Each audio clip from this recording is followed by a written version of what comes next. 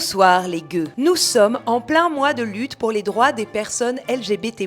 Chaque ville d'Europe organise tour à tour sa Pride en écho à la journée mondiale de lutte contre l'homophobie, la transphobie et la biphobie qui a lieu tous les 17 mai. Nous-mêmes, dès la fin de l'enregistrement de cette émission, que nous tournons à Liège le 23 mai 2026, nous courrons à la Pride organisée par la Transpédiguine. N'hésitez pas à nous dire en commentaire où et quand vous célébrez la vôtre. Je traiterai donc d'un sujet intensément queer, Céline Dion. Si j'en crois la sociologie des personnes de mon entourage qui se sont engagées dans le parcours du combattant pour obtenir des places lors de son prochain concert à Paris, si quelqu'un a compris la procédure, merci de me l'expliquer. Si j'en crois la sociologie de ces fans acharnés, dis-je, Céline figure au panthéon des icônes gays, à une place au moins aussi élevée que Barbra Streisand ou Lady Gaga. Oui, des icônes gays, braves gens.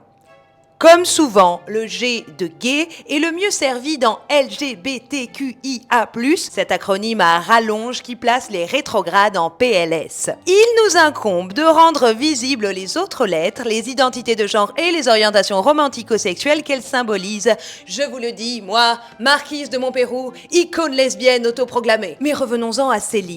J'ai été fort surprise que l'annonce de son retour en scène laisse si peu de place à la sortie de la nouvelle chanson qui a suivi tout de suite après. Les deux événements auraient dû se cumuler en une avalanche d'enthousiasme.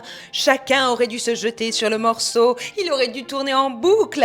À la date du concert à Paris, même les plus insensibles à Céline auraient dû connaître ce morceau par cœur. Surtout qu'à l'écriture, on retrouve Jean-Jacques Goldman, sorti de sa retraite à l'instar de sa muse. Jean-Jacques Goldman et Céline Dion.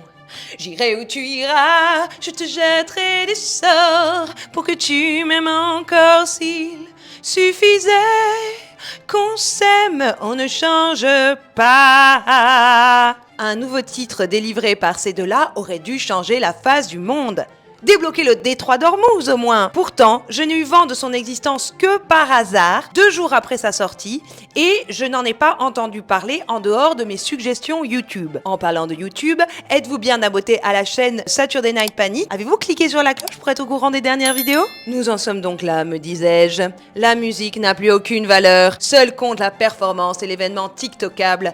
Il est plus important de se filmer en train d'obtenir des places au concert que d'écouter les œuvres de Céline. J'ai alors lancé la lecture de la nouvelle chanson. Eh bien, effectivement, la musique d'attente sur la billetterie du concert à Paris doit être plus entraînante.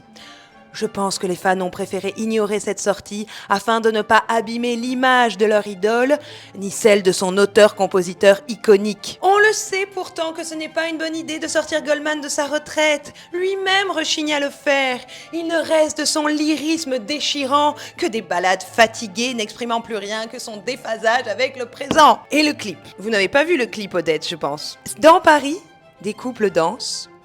Des couples, exclusivement hétéro. Alors, il y a une violoniste qui joue à côté d'une danseuse, mais là, c'est comme Achille et Patrocle, on pourrait aisément dire qu'elles étaient colocataires. Céline!